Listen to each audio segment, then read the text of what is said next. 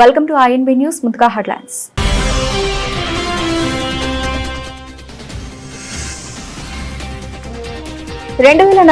నాటికి భారత్ను అభివృద్ధి చెందిన దేశంగా తీర్చిదిద్దుతాం. ఎర్రకోట నుంచి ప్రధాని మోదీ ప్రతిన.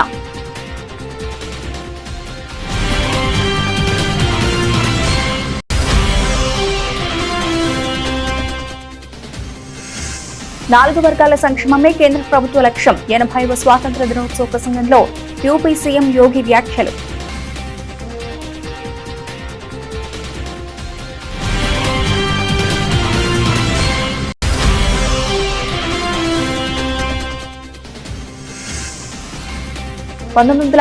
లో కాంగ్రెస్ వందే మాతరంను ముక్కలు చేసింది. గౌహతి స్వాతంత్ర వేడుకలో అస్సాం సీఎం ఘాటు వ్యాఖ్యలు.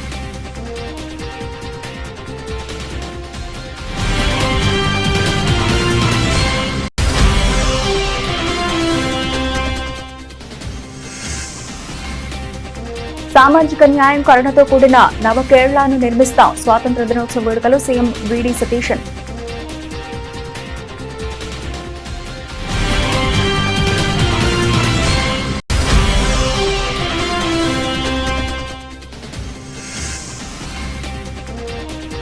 రాష్ట్ర హక్కుల పోరాటంలో వెనక్కి తగ్గేది లేదు. స్వాతంత్ర దినోత్సవ వేడుకలో తమిళనాడు సీఎం విజయ్.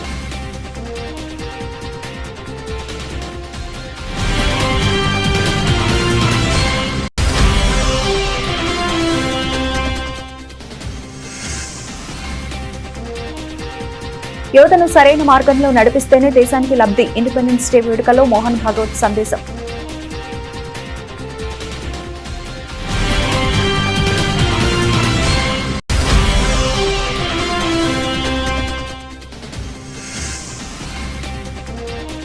గోల్కొండలో జాతీయ జెండా ఎగురవేసిన సీఎం రేవంత్ రెడ్డి. ఆయుధం లేకుండా అహింసతో స్వాతంత్ర్యం సాధించామని వ్యాఖ్య.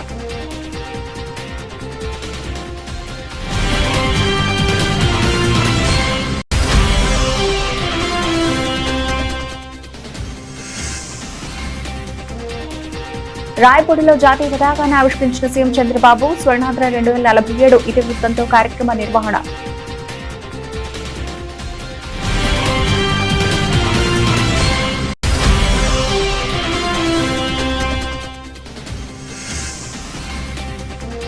తెలంగాణ భవన్లో ఘనంగా స్వాతంత్ర దినోత్సవం. ఉద్యోగులకు 5 లక్షల రూపాయల హెల్త్ ఇన్సూరెన్స్ అందజేసిన కేటీఆర్.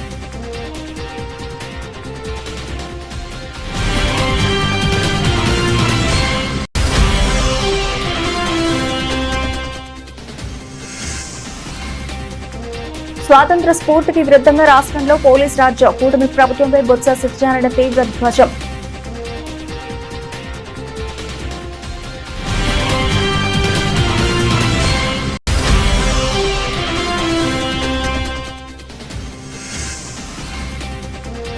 మాపై కూటమి ప్రభుత్వం కక్ష సాధింపులకు పాల్పడుతోంది. మాజీ మంత్రి సేదిరి అప్పలరాజు సంచలన వ్యాఖ్యలు.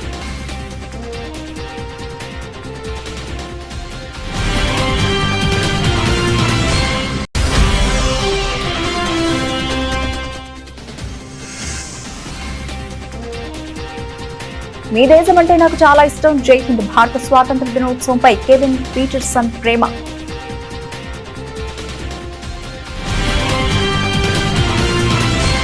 దేశంలోని ప్రతి హృదయం వందే మాతరం నినాదంతో మార్మోగుతోందని ప్రధాని నరేంద్ర మోదీ తెలిపారు. 80వ భారత స్వాతంత్ర వేడుకల నేపథ్యంలో శనివారం ఉదయం ఎర్రకోటపై త్రివర్ణ పతాకాన్ని ఆయన ఎగురవేశారు. అనంతరం ప్రజలను ఉద్దేశించి ప్రధాని మోదీ ప్రసంగించారు. దేశం సరికొత్త సంకల్పంతో ముందుకు సాగుతోందని చెబుతూ 2047 నాటికి భారత్ను అభివృద్ధి చెందిన దేశంగా తీర్చిదిద్దడమే తన లక్ష్యమని స్పష్టం చేశారు. ఈ చారిత్రాత్మక రోజున స్వాతంత్ర సమరయోధులకు, విప్లవకారులకు, మహాత్మా గాంధీకి ఆయన నివాళులర్పించారు. ఈ సందర్భంగా ప్రధాని మోదీ మాట్లాడుతూ ఇదొక చారిత్రాత్మక దినం. స్వాతంత్ర్యం వచ్చిన తర్వాత ఎర్రకోట ప్రాకారాల నుంచి వందే మాతరం గీతం వినిపించడం ఇదే ప్రథమం. ఈ రోజు ప్రతి ఒక్కరి హృదయంలో వందే మాతరం ప్రతిధ్వనిస్తోంది. ప్రతి ఇంట్లో మువ్వన్నెల జెండా ఎగురుతోంది. ప్రతి మదిలోనూ త్రివర్ణ పతాకం నిలిచి ఉంది అని అన్నారు.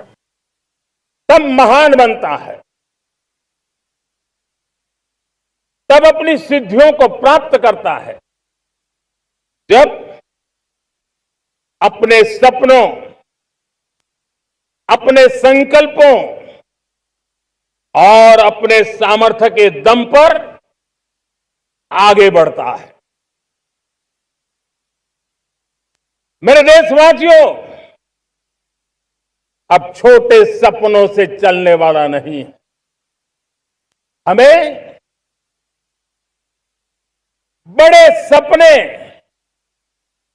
क्योंकि बड़े सपने हमारी सोच को भी विस्तार देते हैं, हमारी सोच की क्षितिज को विस्तृत करते हैं। हमारे संकल्प दृढ़ होने चाहिए। जब संकल्प दृढ़ होता है तो कठिनाइयों से, आपदाओं के बीच से रास्ते निकालने का सामर्थ्य अपने आप उभर करके आता है। और मेरे प्यारे देशवासियों, हमारे संकल्प भी ऊंचे होने चाहिए, क्योंकि जब सपने ऊंचे होते हैं, संकल्प ऊंचे होते हैं, तो हमारे सामर्थ्य की ऊंचाई भी बढ़ती है, हमारे प्रयासों की ऊंचाई भी बढ़ती है, और तब जाकर के हम सपनों को साकार कर सकते हैं। मेरे प्यारे देशवासियों, आज भारत ने भी एक बहुत बड़ा सपना देखा है, दृढ़ संकल्प के साथ देखा है। नई ऊंचाइयों को छूने के लिए देखा है, और वो सपना है जब आजादी के 100 साल होंगे, 2047 में हम विकसित भारत बना के रहेंगे। 140 करोड़ देशवासियों के पुरुषार्थ से इस लक्ष्य को हमें हासिल करना है। और जब दुनिया की सबसे बड़ी आबादी वाला देश विकसित होने का संकल्प लेता है, तो ये दुनिया की नजरों में भी हमारे साहस का परिचायक बन जाता है। दुनिया हमारी तरफ देखने का नजरिया बदलने के लिए मजबूर हो जाती है। प्यारे देशवासियों, और मैं ऐसे ही नहीं कह रहा हूं। 80వ స్వాతంత్ర దినోత్సవ శుభ సందర్భంగా ఉత్తరప్రదేశ్ ముఖ్యమంత్రి యోగి ఆదిత్యనాథ్ లక్నోలోని తన అధికారిక నివాసంలో జాతీయ జెండాను ఘనంగా ఆవిష్కరించారు. అనంతరం దేశ ప్రజలకు, రాష్ట్ర ప్రజలకు స్వాతంత్ర దినోత్సవ శుభాకాంక్షలు తెలిపిన ఆయన ప్రధాని నరేంద్ర మోదీ నాయకత్వంలో జరుగుతున్న సంక్షేమ పాలనను కొనియాడారు. ఈ సందర్భంగా సీఎం యోగి మాట్లాడుతూ, ప్రధానమంత్రి నరేంద్ర మోదీ నాయకత్వంలో కేంద్ర ప్రభుత్వం చేపట్టే ప్రతి విధానం 4 ప్రధాన వర్గాలను దృష్టిలో ఉంచుకుని రూపుదిద్దుకుంటోంది. పేదలు, యువత, మహిళలు, రైతులై ఆ 4 వర్గాలు. ఈ విభాగాల సంక్షేమం మరియు సాధికారత ఆధారంగానే దేశం అభివృద్ధి పథంలో ముందుకు సాగుతోందని పేర్కొన్నారు. देशवासियों से इस बारे में कहा कि हमें अराजकता पर विजय प्राप्त करनी है, असमानता पर विजय प्राप्त करनी है, अशिक्षा पर विजय प्राप्त करनी है, तो हमें देश को बांटने वाली ताकतों से पूरी सतर्क रहना होगा। देश को कमजोर करने वाली ताकतों से सतर्क रहना होगा। और इसके लिए उन्होंने कहा कि देश के अंदर केवल 4 जातियां हैं, हम उसको फोकस करते हुए अगर कार्य करेंगे तो परिणाम और अच्छे आएंगे। ये 4 हैं, एक गरीब, एक युवा, एक महिला और एक अन्नदाता किसान की। पिछले 12 वर्ष में देश के अंदर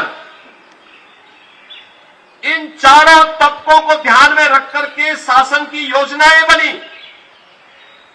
उन योजनाओं को जमीनी धरातल पर उतारने के लिए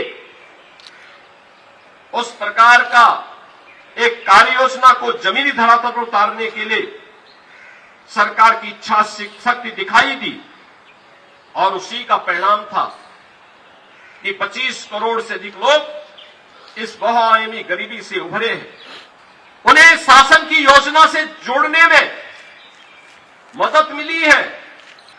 डायरेक्ट बेनिफिट स्कीम के माध्यम से उन्हें शासन के योजना का 100% लाभ उपलब्ध करवाने का कार्य हुआ है। స్వాతంత్ర దినోత్సవ వేడుకల వేళ జాతీయ గేయం వందే మాతరంపై అస్సాం ముఖ్యమంత్రి హిమంత బిశ్వ శర్మ చేసిన వ్యాఖ్యలు ఇప్పుడు దేశవ్యాప్తంగా రాజకీయ దుమారం రేపుతున్నాయి. గౌహతిలో నిర్వహించిన 80వ ఇండిపెండెన్స్ డే వేడుకల్లో పాల్గొన్న ఆయన కాంగ్రెస్ పార్టీ చారిత్రక నిర్ణయాలపై తీవ్ర స్థాయిలో ధ్వజమెత్తారు. ఈ సందర్భంగా సీఎం హిమంత బిశ్వశర్మ మాట్లాడుతూ 1937లో కొందరు కాంగ్రెస్ నాయకులు వందే మాతరం గీతాన్ని విచ్ఛిన్నం చేసి ముక్కలు ముక్కలుగా చేశారు. కానీ ప్రధానమంత్రి నరేంద్ర మోదీ నాయకత్వంలోని కేంద్ర ప్రభుత్వం వందే మాతరంలోని 6 చరణాలకు జాతీయ గీతంతో సమానమైన హోదాను పునరుద్ధరించిందని పేర్కొన్నారు. వందే మాతరం గీతానికి ఉన్న ప్రాముఖ్యతను పునరుద్ధరించడం ద్వారా మోదీ ప్రభుత్వం దేశభక్తికి, జాతీయ సమైక్యతకు సరైన గౌరవం ఇచ్చిందని అస్సాం ముఖ్యమంత్రి వ్యాఖ్యానించారు.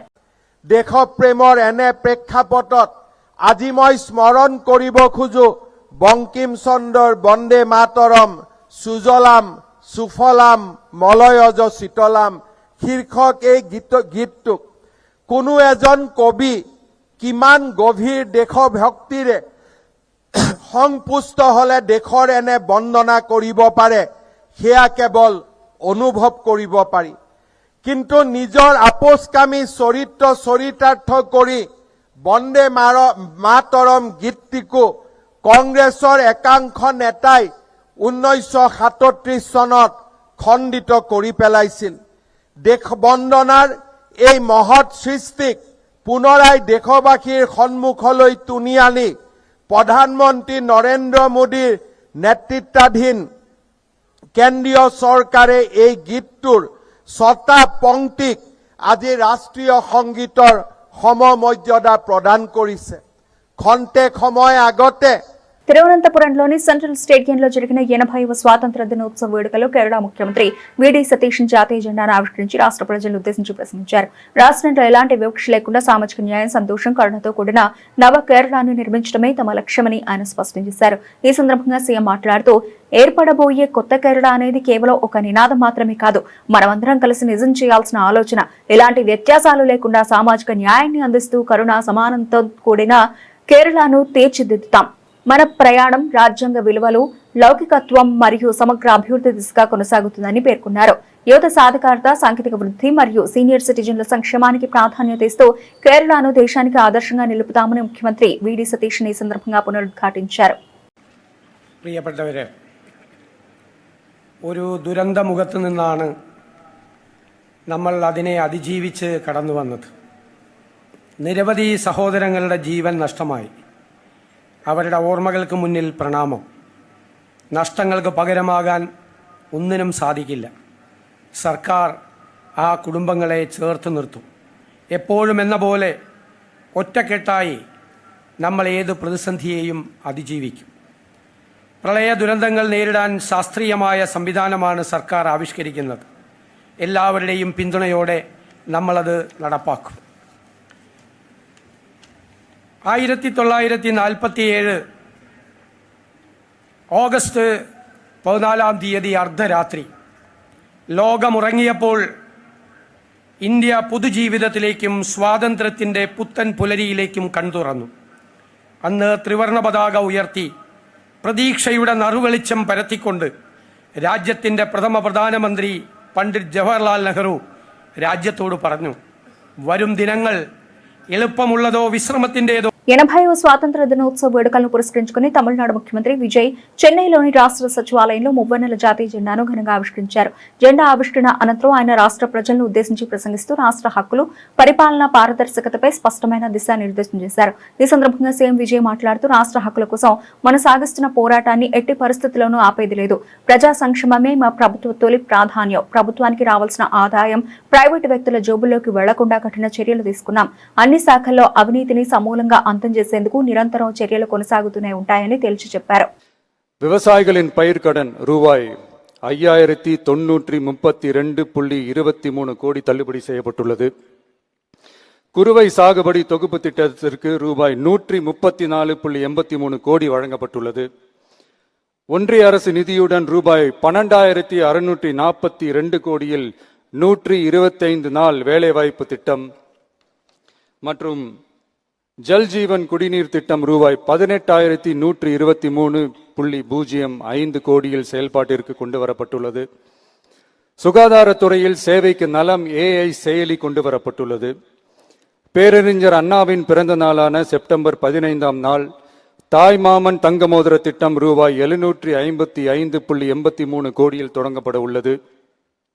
மக்களின் போக்குவரத்திற்கு ரூபாய் 127.21 கோடியில் 300 புதிய பஸ்கள் வழங்கப்பட்டுள்ளது. தமிழ்நாட்டில் மதுப்பழக்கத்தை குறைத்திடும் வகையில் முதற்கட்டமாக 717 டாஸ்மாக் கடைகள் மூடப்பட்டுள்ளன. வெளிப்படையான నిర్వాహకత్వం దేశ జనాభాలో అత్యంత కీలకమైన శక్తిగా ఉన్న యువత పాత్రపై రాష్ట్రీయ స్వయం సేవక్ సంఘ్ అధినేత మోహన్ భాగవత్ సంచలన ప్రాధాన్యత కలిగిన వ్యాఖ్యలు చేశారు. నాగ్పూర్లో జరిగిన స్వాతంత్ర దినోత్సవ వేడుకల్లో పాల్గొన్న ఆయన దేశ భవిష్యత్తు మరియు జనాభా ప్రయోజనాలపై ప్రత్యేకంగా ప్రసంగించారు. ఈ సందర్భంగా మోహన్ భాగవత్ మాట్లాడుతూ దేశానికి అతిపెద్ద శక్త్యాయుధమైన యువతతో మమేకం కావాలని నన్ను కోరారు. ఈ దేశ యువతే మన నిజమైన జనాభా సంపద. వారి శక్తియుక్తులను సరైన దిశలో నడిపించి సద్వినియోగం చేసుకుంటేనే దేశానికి గొప్ప లబ్ధి చేకూరుతుంది. ఒకవేళ వారిని సరిగ్గా భాగస్వాములను చేయడంలో విఫలమైతే అదే సమాజానికి తీరని భారంగా మారే ప్రమాదం ఉందని స్పష్టం చేశారు. దేశ నిర్మాణం, అభివృద్ధిలో యువత పాత్ర ఎంత కీలకమో గుర్తు చేసిన ఆర్ఎస్ఎస్ చీఫ్ యువశక్తిని సరైన మార్గంలో తీర్చిదిద్దాల్సిన బాధ్యత సమాజం మరియు యంత్రాంగంపై ఉందన్నారు. स्वतंत्रता के 80वें वर्ष में प्रवेश करने का आनंद हम सबके मन में है और जिनके कारण ये स्वतंत्रता मिली और मिली तब कुछ लोग दुनिया में थे, बड़े लोग थे जो भविष्य करते थे कि ये टिकेगी नहीं, भारत टूट जाएगा, बिखर जाएगा। ऐसा न होते हुए अब अपने 80वें वर्ष में प्रवेश कर रही है। ऐसे सभी महापुरुषों के त्याग का, परिश्रम का, बलिदान का गौरव भी हमारे मन में है और ये एहसास भी हमारे मन में है। युवा पीढ़ी, उनके साथ मुझे संवाद करने के लिए बताया है। वास्तव में प्रसंग तो सबके संवाद के लिए है, परंतु युवा पीढ़ी के लिए इसलिए भारत में ऐसा मानते हैं कि वो हमारा डेमोग्राफिक डिविडेंड है और उसका ठीक से लाभ हुआ देश को तो हम विश्वगुरु बन जाएंगे और नहीं हुआ तो आगे बहुत बोझ आएगा, क्योंकि आज ये युवा पीढ़ी 30 साल के बाद पुरानी पीढ़ी बन जाएगी। तो आगे चल के इस युवा पीढ़ी के भविष्य के लिए भी जैसे आज के लोगों ने विचार करना है, वैसे युवा पीढ़ी को अपने अगले पीढ़ी के लिए भी विचार करके चलना पड़ेगा और इसलिए इस संवाद का एक महत्व मैं मानता हूं। और एक विशेष प्रसंग है, इतना बड़ा ध्वज कुछ 30 या 40 फीट चौड़ा और 70-75 फीट लंबा, ऐसा आज यहाँ पर नागपुर नगरी గోల్కొండ కోటలో జరిగిన 80వ స్వాతంత్ర దినోత్సవ వేడుకల్లో సీఎం రేవంత్ రెడ్డి పాల్గొని జాతీయ జెండాను ఎగురవేశారు. ఈ సందర్భంగా రాష్ట్ర ప్రజలకు స్వాతంత్ర దినోత్సవ శుభాకాంక్షలు తెలిపారు. ప్రపంచ చరిత్రలోనే ఆయుధం లేని యుద్ధ భారత స్వాతంత్ర పోరాటమని అన్నారు. అహింసతోనూ విజయాన్ని సాధించవచ్చని మహాత్మా గాంధీ నిరూపించారని చెప్పారు. దేశ తొలి ప్రధాని జవహర్లాల్ నెహ్రూ అభివృద్ధికి బలమైన పునాదులు వేశారని పేర్కొన్నారు. స్వాతంత్రం జీవనానికి ఆధారమని, దానికి వెలకట్టలేమని గాంధీజీ చెప్పారని రేవంత్ రెడ్డి గుర్తు చేశారు. భారత విప్లవం, శ్వేత విప్లవం, నీలి విప్లవం ద్వారా దేశంలోని వివిధ రంగాల అభివృద్ధికి గత ప్రభుత్వాలు కృషి చేశాయని అన్నారు. తెలంగాణ ప్రజలకు స్వేచ్ఛను అందించడంతో పాటు విధ్వంసకర పాలన నుంచి రాష్ట్రాన్ని వికాసం వైపు తీసుకెళ్లేందుకు తమ ప్రభుత్వం ప్రయత్నిస్తోందని చెప్పారు. తెలంగాణ భవిష్యత్తుకు అవసరమైన కార్యాచరణను సిద్ధం చేసుకుని ముందుకు సాగుతున్నామని వెల్లడించారు. జై తెలంగాణ. భారతదేశ ప్రజలందరికీ స్వతంత్ర దినోత్సవ శుభాకాంక్షలు. బానిస సంఖ్యలు తెంచి స్వేచ్ఛా వాయువులు పీల్చుకున్న ఈ రోజు మనందరికీ పర్వదినం. ఇది దేశ చరిత్రలో సువర్ణాక్షరాలతో లిఖించదగ్గ రోజు. మిత్రులారా, ఎందరో మహనీయుల త్యాగం ఈ స్వతంత్రం. వారి త్యాగాలను స్మరిస్తూ ఆ మహనీయులందరికీ శిరస్సు వంచి వినమ్రంగా నమస్కరిస్తున్నాను. ప్రపంచ చరిత్రలోనే ఆయుధం లేని యుద్ధం మన స్వతంత్ర పోరాటం. అహింస అనే ఆయుధంతో ఇంత గొప్ప విజయాన్ని సాధించవచ్చు అని రుజువు చేసిన ఘనత జాతిపిత మహాత్మా గాంధీకి దక్కుతుంది. ప్రజాస్వామ్య దేశంగా భారత్ నిలదొక్కుకోవడానికి తొలి ప్రధానమంత్రి పండిట్ జవహర్లాల్ నెహ్రూ బలమైన పునాదులు వేశారు. దేశ ఆధునిక భారతావనిగా అవతరించడానికి అవసరమైన ప్రణాళికలు రచించి దార్శనికతను ప్రదర్శించారు. ఆయన ప్రారంభించిన సాగునీటి ప్రాజెక్టులను మనం ఈ రోజు ఆధునిక దేవాలయాలుగా పిలుచుకుంటున్నాం. హరిత విప్లవం, శ్వేత విప్లవం, నీలి విప్లవం చేపట్టి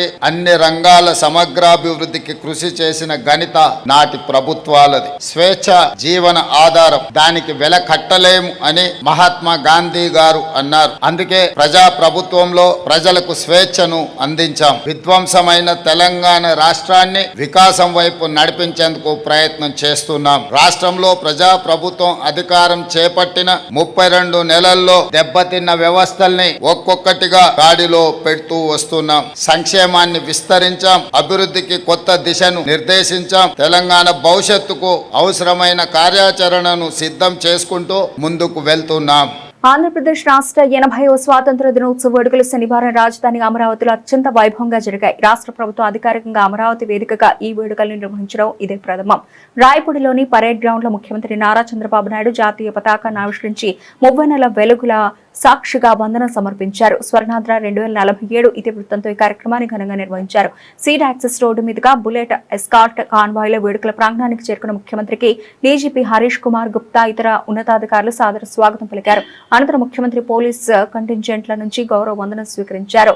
ఈ సందర్భంగా ఏపీఎస్పీ మరియు ఇతర పోలీసు విభాగాల సంసిద్ధతను ముఖ్యమంత్రి సమీక్షించారు. ప్రధాని శ్రీ నరేంద్ర మోడీ గారు వికసిత్ భారత్ లక్ష్యాన్ని నిర్దేశించారు.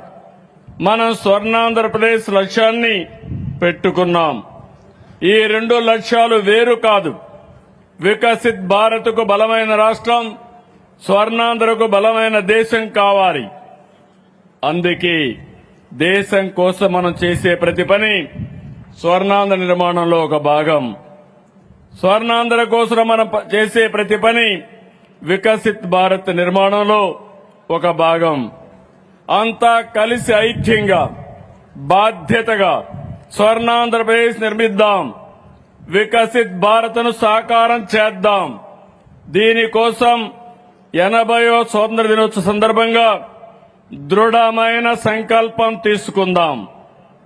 ఎన్నో సవాళ్లు దాటి వచ్చాం. స్వతంత్ర భారతదేశం ఎన్నో సవాళ్లు ఎదుర్కొంది. రాష్ట్రం కూడా ఎన్నో ఒడుగుదొడుగులు చూసింది. ప్రత్యేక రాష్ట్రం కోసం పొట్టి శ్రీరాములు గారు చేసిన త్యాగం 80వ స్వాతంత్ర దినోత్సవ శుభ సందర్భంగా హైదరాబాద్ లోని తెలంగాణ భవన్ లో బీఆర్ఎస్ వర్కింగ్ ప్రెసిడెంట్ కేటీఆర్ 30 నెలల జాతీయ జెండాను ఘనంగా ఆవిష్కరించారు. జెండా వందనం అనంతరం పార్టీ నాయకులు కార్యకర్తలతో ఆయన సమావేశమయ్యారు. ఈ వేడుకల సందర్భంగా తెలంగాణ భవన్ లో పనిచేస్తున్న ఉద్యోగులకు కేటీఆర్ ప్రత్యేక సత్కారం అందించారు. తెలంగాణ భవన్ లో పనిచేస్తున్న 26 ఉద్యోగులను కేటీఆర్ సాలువాతో ఘనంగా సత్కరించారు. అనంతరం వారి కుటుంబాల ఆరోగ్య భద్రత కోసం 5 లక్షల రూపాయల విలువైన హెల్త్ ఇన్సూరెన్స్ కార్డులను వారికి అందజేశారు. ఈ సందర్భంగా కేటీఆర్ మాట్లాడుతూ దేశ ప్రజలందరికీ 80వ స్వాతంత్ర దినోత్సవ శుభాకాంక్షలు తెలియజేశారు. భారతదేశంలో భిన్న భాషలు, సంస్కృతులు ఉన్నప్పటికీ మనందరినీ ఒకటిగా నిలిపేది భారతీయత అనే ఏకత్వ భావన అని పేర్కొన్నారు. కానీ బాధ ఎక్కడ అనిపిస్తుందంటే స్వాతంత్రం కోసం ప్రాణాలు అర్పించిన మహానుభావులను ఇవాళ ఉన్న పాలకులు అవమానిస్తూ ఉన్నారు.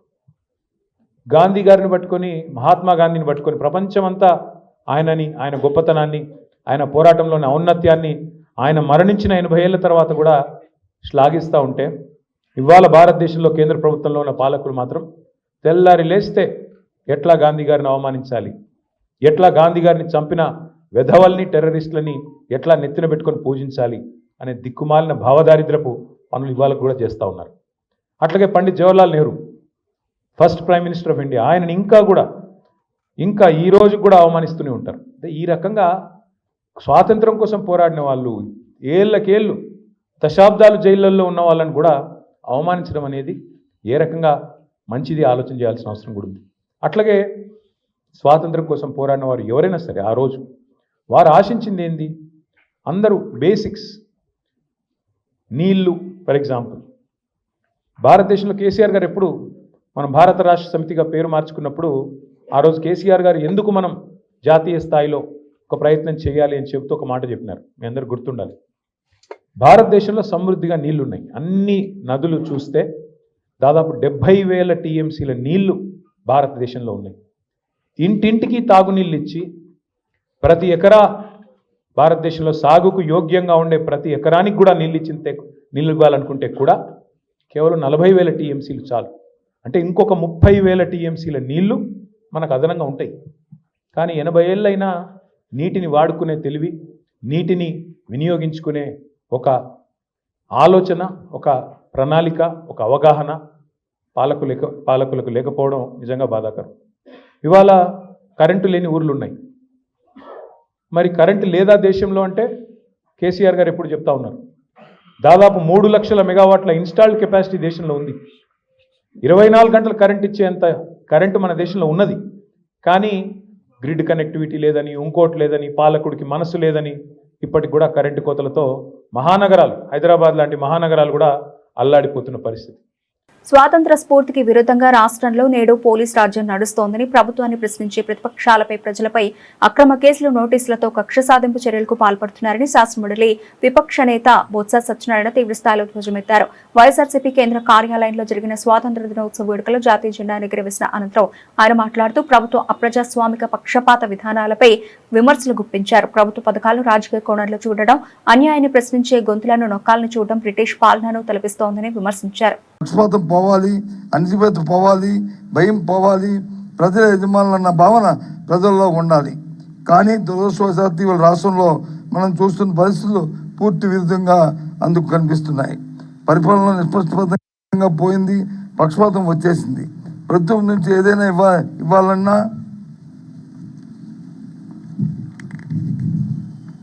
చేయాలన్నా ప్రజలుగా కాకుండా రాజకీయ కోణంలో చూసే పరిస్థితులు పెరుగుతున్నాయి.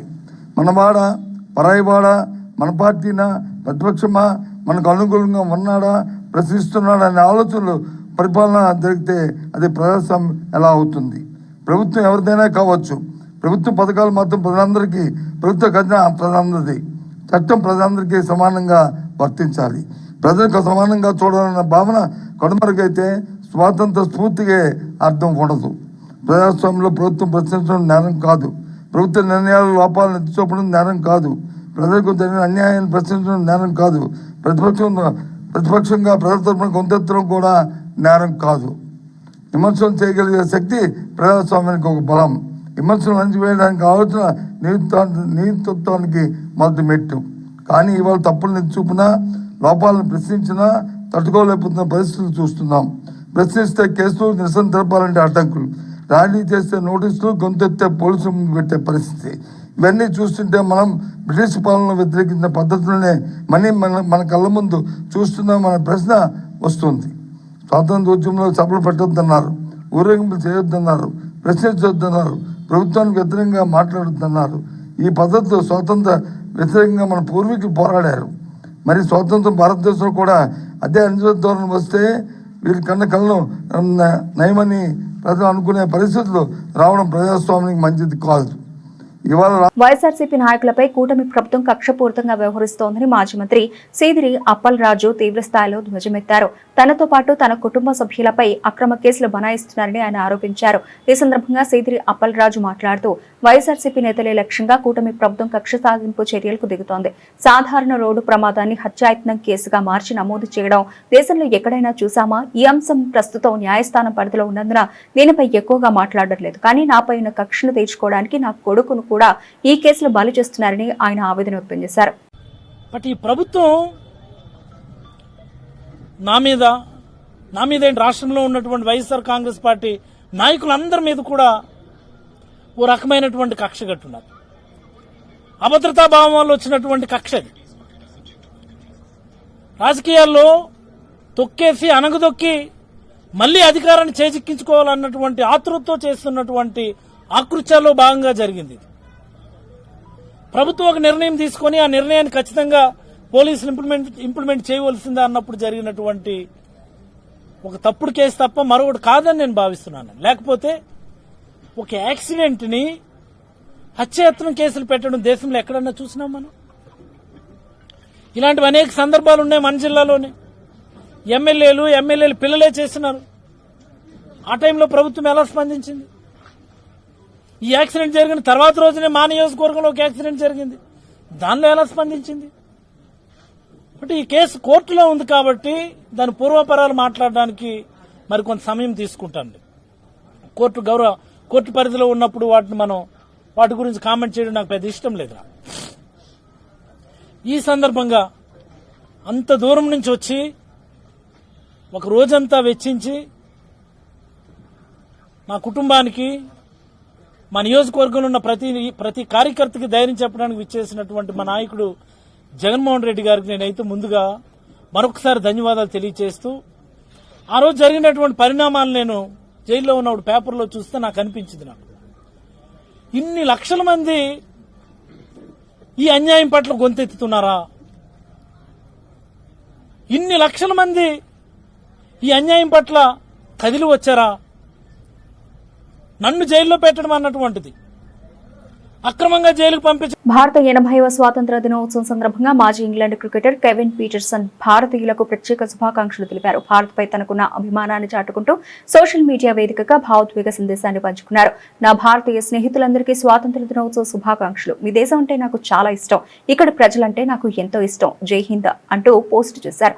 భారత్తో తనకున్న అనుబంధాన్ని మరోసారి గుర్తు చేశారు. భారత క్రికెట్తో పీటర్సన్ కు సుదీర్ఘ అనుభవం ఉంది. ఆటగాడిగా ఉన్న సమయంలోనే భారత్లో క్రికెట్ ఆడిన ఆయన ముఖ్యంగా ఐపీఎల్లో పాల్గొని భారత క్రికెట్ అభిమానులకు దూరమయ్యారు. ఆ తర్వాత వ్యాఖ్యాతగా, క్రికెట్ విశ్లేషకుడిగా కూడా భారత్తో తన అనుబంధాన్ని కొనసాగించారు. భారతీయుల ఆతిథ్య అభిమానాన్ని ఎంతో సందర్భాల్లో ఆస్వాదించిన పీటర్సన్ ఈసారి స్వాతంత్ర దినోత్సవ శుభాకాంక్షలో అదే అభిమానాన్ని చాటుకున్నారు. బులెటిన్ ముగించే ముందు హెడ్లైన్స్ మరోసారి.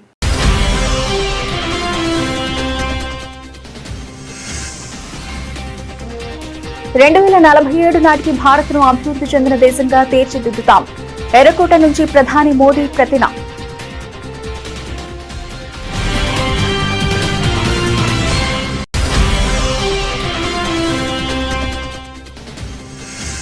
నాలుగు వర్గాల సంక్షేమమే కేంద్ర ప్రభుత్వ లక్ష్యం. 80వ స్వాతంత్ర దినోత్సవ ప్రసంగంలో యూపీ సీఎం యోగి వ్యాఖ్యలు.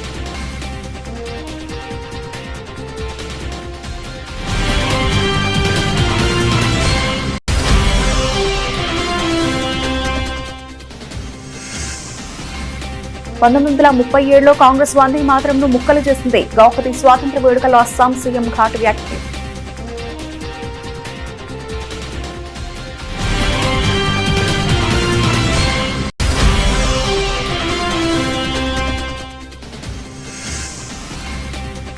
సామాజిక న్యాయం, కరుణతో కూడిన నవ కేరళను నిర్మిస్తాం. స్వాతంత్ర దినోత్సవ వేడుకలో సీఎం వీడి సతీశన్.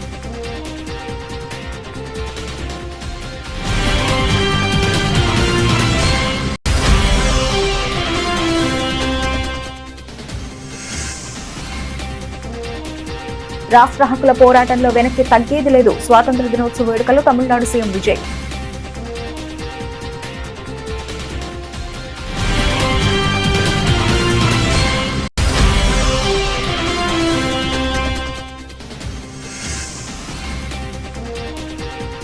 యువతను సరైన మార్గంలో నడిపిస్తేనే దేశానికి లబ్ధి. ఇండిపెండెన్స్ డే వేడుకలో మోహన్ భాగవత్ సందేశం.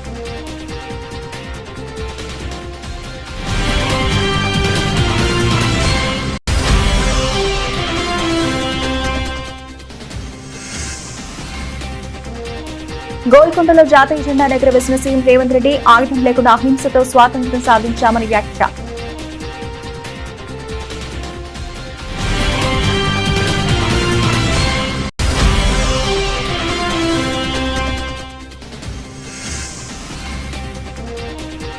రాయపూడిలో జాతీయ పతాకాన్ని ఆవిష్కరించిన సీఎం చంద్రబాబు. స్వర్ణాంధ్ర 2047 ఇతివృత్తంతో కార్యక్రమ నిర్వహణ.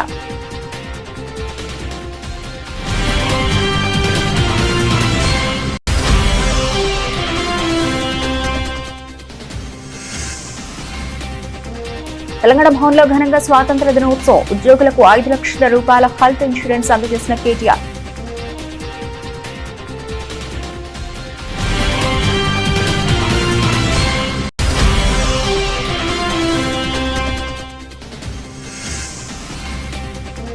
స్వాతంత్ర స్ఫూర్తికి విరుద్ధంగా రాష్ట్రంలో పోలీస్ రాజ్యం. కూటమి ప్రభుత్వంపై బొత్స సత్యనారాయణ తీవ్ర ధ్వజం.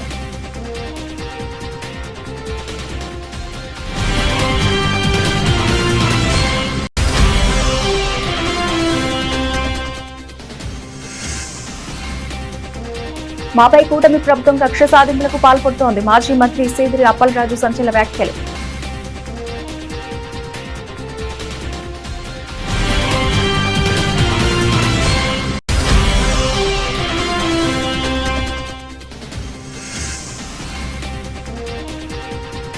మీ దేశం అంటే నాకు చాలా ఇష్టం. జై హింద్. భారత స్వాతంత్ర దినోత్సవంపై కెవిన్ పీటర్సన్ ప్రేమ.